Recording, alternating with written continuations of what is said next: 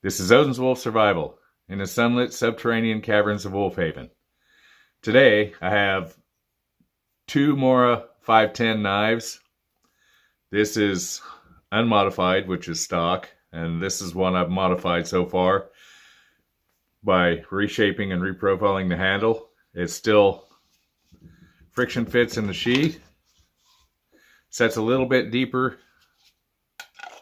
than this one where it snaps in, as you can see, but it's still held in. And the reason I did this was I like a teardrop shape handle. As you can see, I teardropped it and barreled it. Kind of like the Hella Viking in a way. It's kind of what I patterned it after. It's not exactly perfect, but it's pretty close and it's really comfortable in my hand. Once I got to this point, which was just done by a series of shaving things off real carefully with another, actually with that 510, the unmodified version, and sandpaper, working it down to where I wanted it, slowly and carefully, it gives you a texture like this, which is kind of almost, it feels a little odd, almost like a velvet in a way, which is okay, but I wanted something a little different. So I started stippling it. And this is the pen from OT Defense Stippling Kit. And you can get it online. I've had it for a while. I just decided to do it this way. It works like a wood burning pen. And it's got all kinds of different tips that you can put in it. And it works on anything with basically a plastic handle. And you stick it in, roll it across, and this does not smell real good. So I would advise doing this in a ventilated area. And if you're careful, you can get everything all lined up.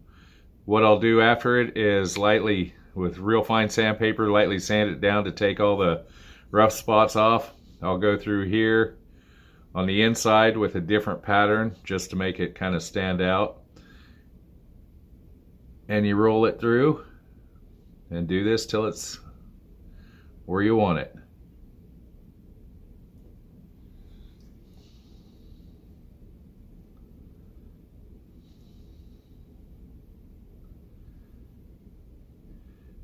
And if you touch yourself with this thing, it will leave that pattern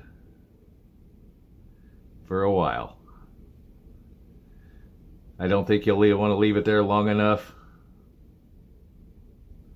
to leave it permanently. I'm sure there's some that would, but I'm not one.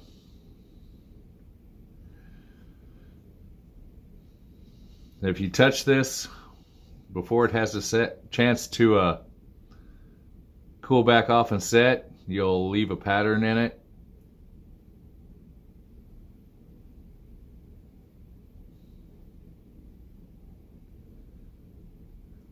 I'm not the best at this. I've seen some people that are fantastic. Granted, I think this has gone a little out of vogue, but it works good. And the other thing I got this for is when I get into doing a few other things, you can use it for multiple things.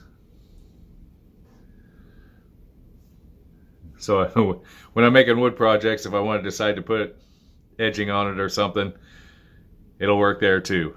But this is my modified Mora. We'll be back when it's done. Oh, the other thing I wanted to mention is these are carbon blades.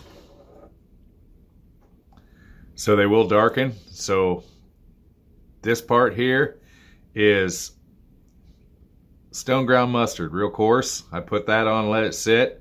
That's the pattern it gave. It'll vary. This part and the other side is pickle juice. I just rubbed it on there and let it sit. Did that a couple times, and you get a patina that's kind of cool.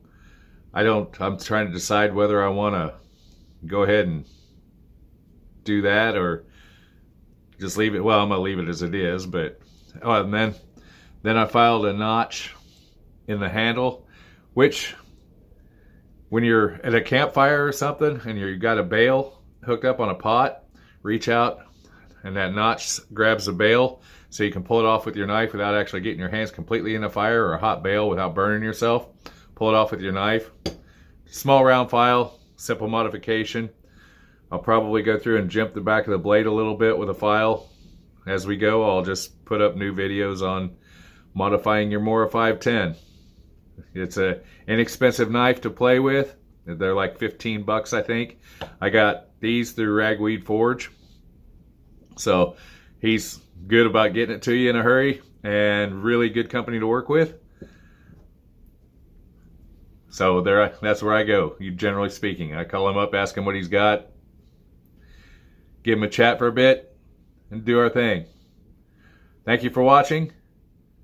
This is Odin's Wolf Survival with a modified Mora 510. And have a glorious day.